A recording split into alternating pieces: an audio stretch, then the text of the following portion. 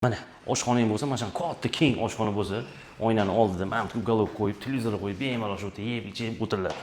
Xullas, bu uyimizda Yunusobod 11-kvartal, Megani orqasi, Novostroyga 10-qavat, metroning oldida 85-86 kvadrat bo'lgan uyimizda.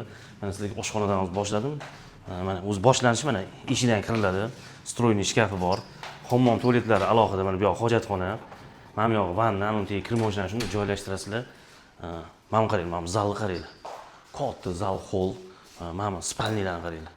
Spalnilar ham detskiy ahvoli. Katta detskiy xonalar bu. Xonalar zo'r tushgan.